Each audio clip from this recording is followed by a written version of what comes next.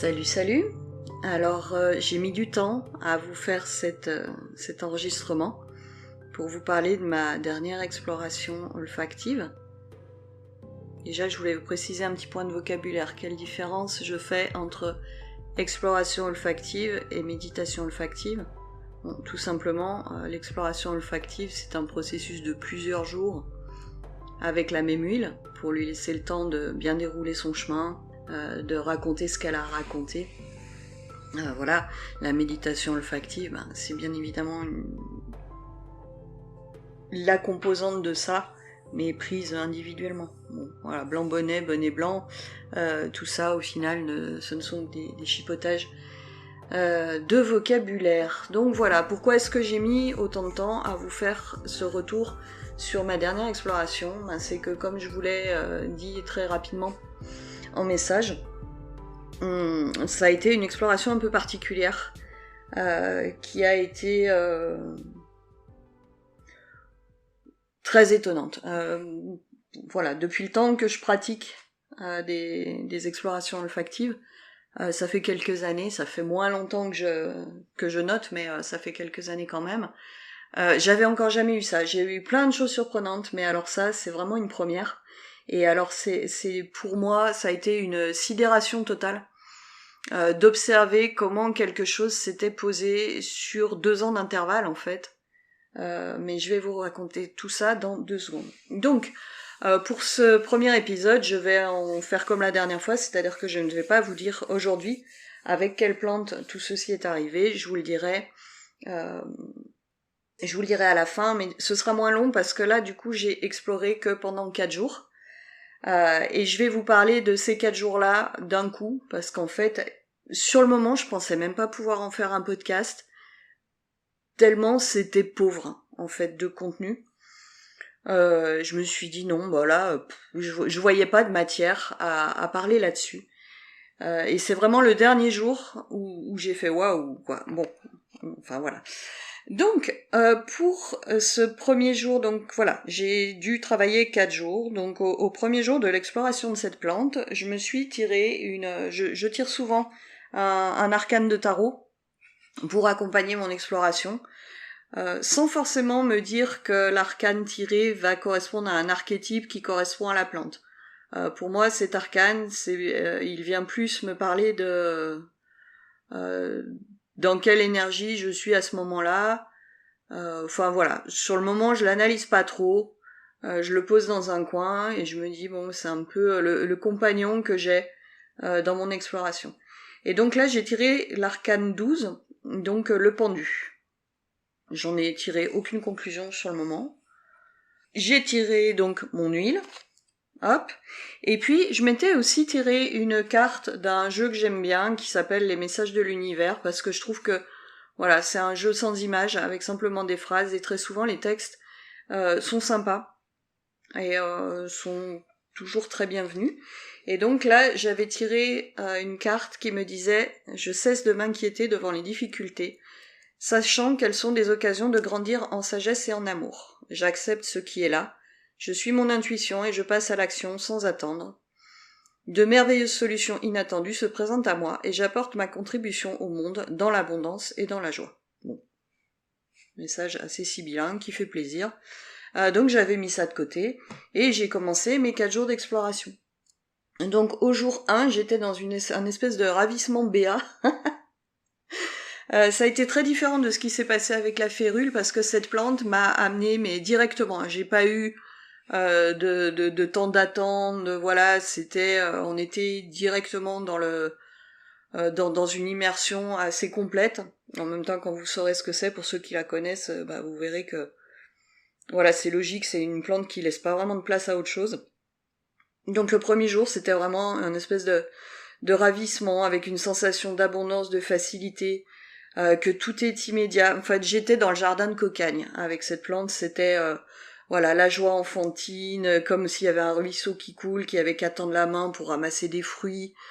Ça remplissait complètement l'espace du cœur, donne envie de sourire avec beaucoup d'innocence, de pureté, une sensualité complètement pure, une sensation de blanc, de quelque chose qui est très innocent dans cette luxuriance où il y avait ni peur, ni manque, enfin voilà, c'était vraiment une évocation de jardin d'Éden, hein, rien de négatif.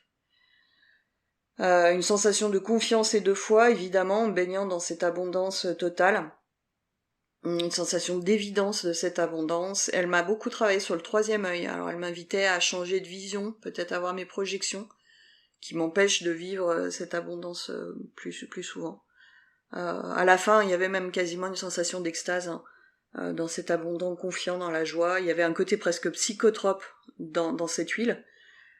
Et dans cette immersion, dans cette insouciance, oui, c'était vraiment une évocation du jardin d'Éden. Donc plutôt sympa comme premier jour, hein. Bon, tu te dis ok, si on en est déjà là, c'est à quoi est-ce que ça va donner place par la suite? Et en fait, il se trouve que très paradoxalement, le lendemain, j'avais pas envie d'y aller, donc j'ai pas fait d'exploration le lendemain. Puis le jour d'après, je sais plus. Enfin bon, pour autant, le deuxième jour que j'ai vraiment fait, il a fallu que je me dise bon, vas-y, c'était paradoxal, mais pas envie d'y retourner. Et du coup, au jour 2, j'ai noté, hein, avant, pas envie de m'y mettre, sensation d'écœurement, une dualité, en fait. C'était trop présent, trop fort, trop simple, trop joyeux. Et du coup, je me suis demandé si elle me mettait pas le nez dans une certaine compulsion à la complexité. Voilà, du coup ça c'était en vibratoire. Après je suis passée en olfactif et je me suis dit mais pourtant j'aime cette odeur. Un peu incompréhensible. Il y a une chose qui est certaine, c'est que cette plante pour moi, elle favorise vraiment la descente en état modifié de conscience. Parce que à chaque fois que je l'ai sentie, je suis descendue vraiment assez vite en onde alpha, voire même probablement en dessous parce que je pense que j'ai eu des blackouts. Soft, hein, rassurez-vous, tu sais, quand je dis blackout, c'est que voilà, je descends en méditation profonde, il n'y a plus de temps, plus d'espace. Clairement un côté hypnotique dans l'odeur. Mais voilà, au deuxième jour, à part ça, j'ai rien noté. Parce que oui, je suis descendue ouais, voilà.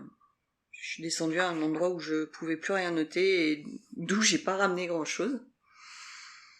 Pareil, troisième jour, pas envie d'y aller.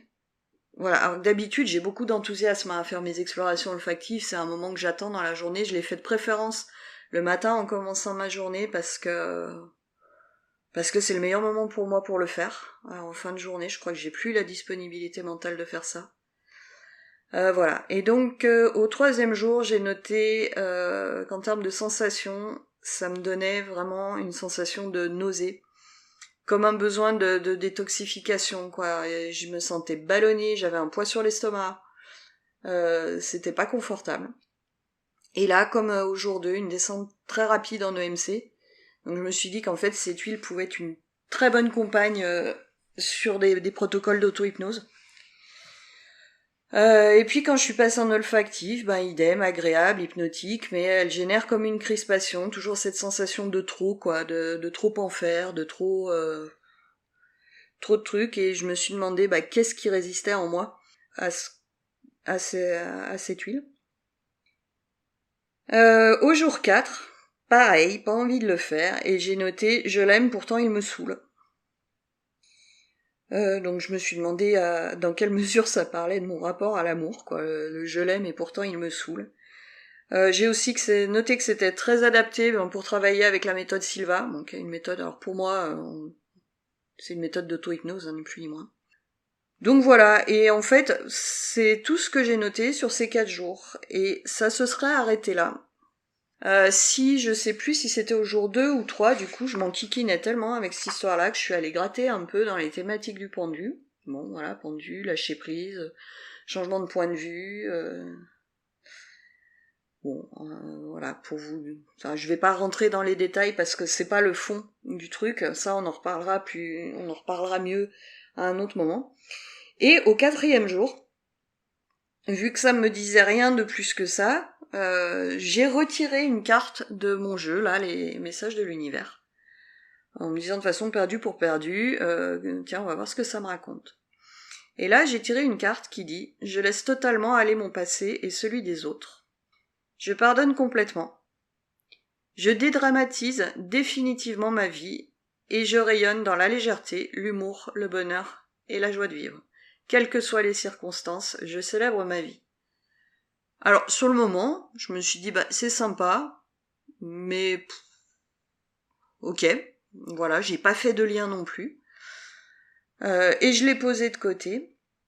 Et j'ai regardé au pendule si j'avais fini ce que j'avais à faire avec cette huile, et là ça m'a dit oui. Donc je me suis dit voilà, laissons de côté le mental, il y a probablement quelque chose d'inconscient qui s'est fait pendant mes descentes en état modifié de conscience, et c'est tout à fait ok pour moi de pas forcément savoir quel travail a été fait. Et là où le Tetris s'est mis en place, enfin où les engrenages du truc se sont mis en place, c'est quand je suis allée chercher dans mon carnet, parce que je savais que j'avais déjà travaillé avec le jasmin il y a un petit moment, mais je me rappelais pas du tout. Je vous l'ai déjà dit, j'ai une mémoire déplorable. C'est une grande chance en fait dans ce travail-là, puisque ça me permet de ne pas projeter d'une fois sur l'autre ce qui va se passer. Je me souvenais pas ce qui s'était passé. Et donc du coup, je suis allée chercher dans mon carnet. Et là, je me suis rendu compte que le jasmin, je l'avais exploré il y a à peu près 1 an, au mois de mai l'année dernière. Et que j'avais déterminé qu'il faudrait que je l'explore pendant 7 jours. Et que, en fait, quand je regarde au premier jour, donc c'était le 17 mai l'année dernière, pareil, je dis qu'elle est agréable, douce, fleurie et fraîche. Ah, du coup, je vous ai dit ce que c'était. Tant pis. Bon, du coup, vous le savez. Ah, c'est dommage. Bon, tant pis, je vais pas réenregistrer. Je sais plus, ça se trouve, je l'ai déjà dit plusieurs fois, à plusieurs moments. Bon, c'est pas grave. Donc voilà, j'avais noté qu'elle était agréable et douce, fleurie et fraîche, qu'elle connectait au monde végétal, là, gna gna gna. Enfin, j'avais beaucoup blablaté pour pas grand-chose. Il y avait une thématique de souplesse, de féminité. Sur le premier jour, bon voilà, c'était beaucoup de bavard. Le deuxième jour, paf, j'ai le même truc. J'ai un sentiment de trop. Et en fait, elle m'avait mis le nez dans un sentiment d'insécurité que je vivais à l'époque. C'était une période très difficile de ma vie, il y a 1 an, parce que je me sentais en insécurité dans ma propre maison. Et du coup, un de mes proches me faisait vivre des choses très compliquées. Donc j'étais à la fois en insécurité, en colère, avec un sentiment de trahison, de perte, une remise en question de mes rôles dans ma famille. Et c'était assez violent en fait. C'est ce que je notais dans ce deuxième jour où finalement j'étais plus dans ma méditation olfactive, j'étais vraiment dans l'analyse de ce que je vivais. Et au troisième jour, il y a juste une phrase, c'est que j'avais besoin de m'apporter de la douceur, et ensuite j'ai interrompu cette exploration olfactive. C'est-à-dire que sur les 7 jours qui étaient prévus, je n'en avais fait que 3. Et c'est quand j'ai vu ça que je me suis dit, mais c'est dingue. En fait, cette plante s'est représentée 1 an après. Et en fait, j'ai fait les 4 derniers jours qui me manquaient maintenant.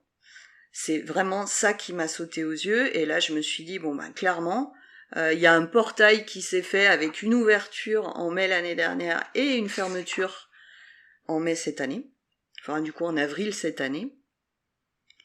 Parce que je l'ai commencé le 27 avril, cette exploration. Vous voyez, ça m'a quand même pris un peu de temps d'aller au bout de ces 4 jours.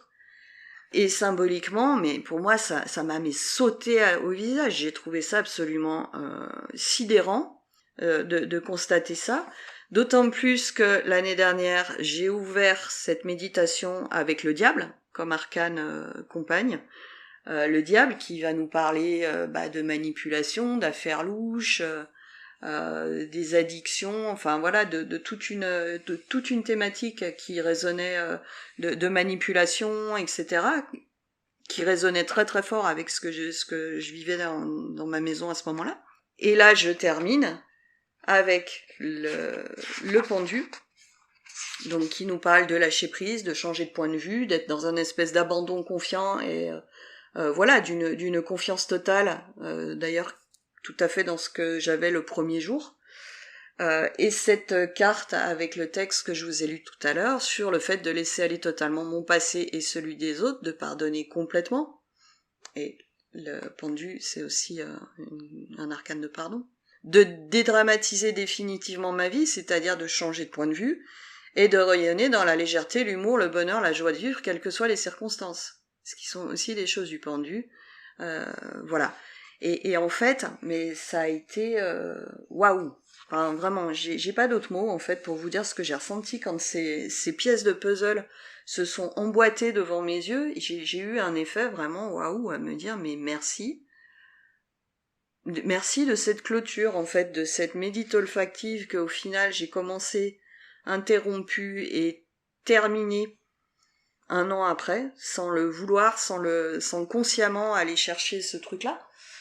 Que ça se présente de cette façon-là, ça a été vraiment. J'ai pas vraiment de mots, tu sais, pour dire ce que ça a représenté, mais en tout cas, voilà, ce que je voulais partager avec vous, c'est que pour moi, mais ça confirme une fois de plus, si j'en avais encore besoin, l'incroyable magie qu'il y a dans cette pratique. La facilité avec laquelle, si on a les yeux ouverts et la conscience de ces dialogues avec ces plantes, de voir les symboles qui se posent à nous, de les noter, de revenir voir et d'être vraiment mais dans la non-attente, dans la simple ouverture. Parce que voilà, je vous l'ai dit, hein, pendant ces 4 jours, je me disais, mais mon Dieu, qu'est-ce que je me fais chier, tu sais, avec cette plante que j'avais. Enfin voilà, c'était assez bizarre, c'était pas spécialement agréable, j'y allais tout le temps en traînant des pieds, en me disant, oh là là, ça va encore me sauter au pif. Et en fait, bah, quel cadeau, quoi, quel alignement des choses je me suis fait, en fait, d'aller au bout de ces 4 jours, d'avoir l'intuition de tirer ces cartes et d'écouter l'intuition et de les garder à côté et de me dire, bon, on verra. Et c'est vraiment le fait d'être sans attente qui crée ce truc-là, parce que, bah, en fait, à un moment, ça se révèle. Ça se révèle vraiment tout seul. Donc, bon, bah, voilà ce que je voulais partager avec vous sur cette exploration. J'ai hâte d'échanger avec vous dans les commentaires sur ce que ça peut vous avoir évoqué, ce qui peut avoir résonné pour vous là-dedans. Du coup, demain ou après-demain, je sais pas, en ce moment je suis dépendante de mon voisin accro aux outils électroportatifs de jardinage pour mes enregistrements.